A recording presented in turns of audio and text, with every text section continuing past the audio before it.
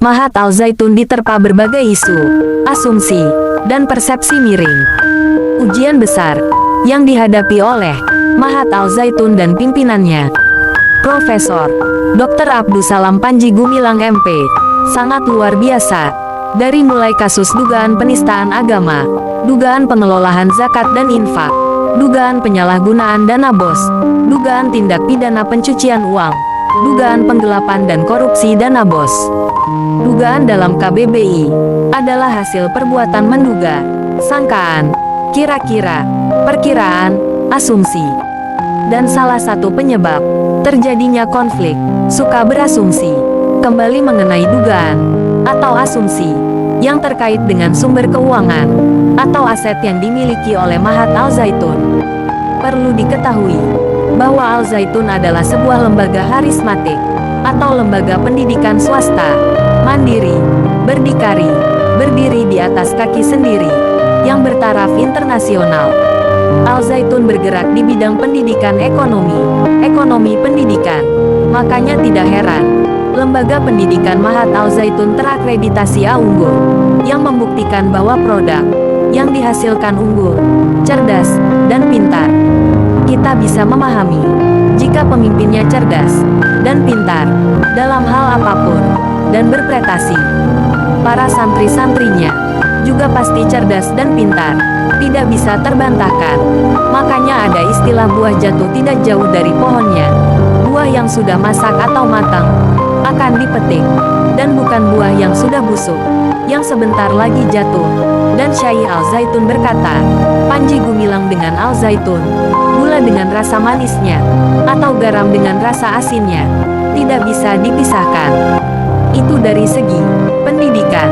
Sedangkan, jika kita lihat dari segi dan sektor ekonomi, lembaga pendidikan Mahat Al-Zaitun mempunyai kemandirian pangan yang sangat kuat dan mandiri. Makanya tidak heran jika Al-Zaitun kaya dan memiliki aset triliunan. Terkait pada sumber keuangan, YPI atau Yayasan Pesantren Indonesia, secara jelas merupakan dari beberapa sumbangan masyarakat, kemudian dari sumber-sumber pendidikan, dari sumber-sumber usaha yang lebih dari satu, dari mulai peternakan, pertanian, perkebunan, kelautannya, dan masih banyak jenis sumber usaha di Al-Zaitun yang bertujuan untuk kemandirian pangan, untuk hajat hidup orang banyak. Seharusnya jangan ada dugaan seperti apa yang pernah saya sampaikan di konten sebelumnya, bahwa dugaan itu bisa kita simpulkan sebagai sangkaan, kabar burung, sesuatu yang belum kita ketahui secara jelas dan pasti. Maka ada istilah, jangan kamu lihat apa yang kamu ketahui, tapi ketahui apa yang kamu lihat. Jadi jangan pernah kamu mengistilahkan, jangan kamu lihat apa yang kamu ketahui, karena itu masuk dalam kategori tajassus, yang artinya mencari-cari kesalahan orang lain, atau sebuah lembaga yang sedang membangun dan mendidik.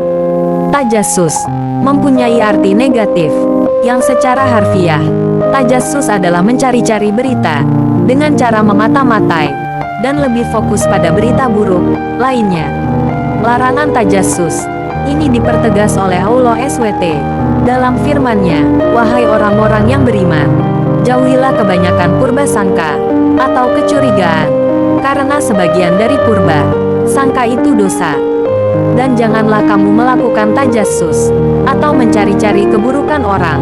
Al-Quran Surat Al-Hujurat ayat 12. Padahal ada cara yang lebih arif dan bijaksana dalam tradisi Islam, yaitu tabayun, yang kita istilahkan dengan bahasa yang berbunyi, tapi ketahui apa yang kamu lihat.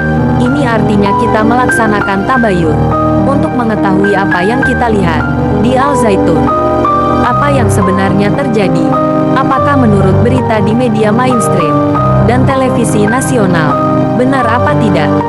Bertujuan untuk memastikan agar memperoleh informasi yang akurat, jelas, dan terang yang sesungguhnya.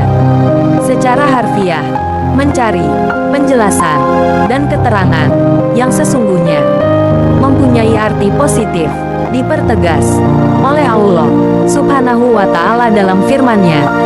Wahai orang-orang yang beriman, jika seseorang yang fasik datang kepadamu membawa suatu berita, maka telitilah kebenarannya, agar kamu tidak mencelakakan suatu kaum karena kebodohan atau kecerobohan, yang akhirnya kamu menyesali perbuatanmu itu. Al-Quran, Surat Al-Hujurat, ayat 6. Kesimpulannya, selalu ada dua yang berlawanan. Contohnya, ada dugaan, kira-kira, asumsi, lawannya, ada faktual, sebenarnya, tertentu, empiris, berdasarkan atas kenyataan. Ada orang rusak, lawannya ada orang yang baik, utuh, rapi. Ada orang baik, lawannya ada orang jahat. Ada orang hatinya bersih, ada orang hatinya kotor. Ada orang pintar, ada orang bodoh, ada orang positif, ingin membangun, ada orang negatif, ingin merusak. Dan silakan, lanjutkan sendiri. Itulah artinya tabayun dan tajassus.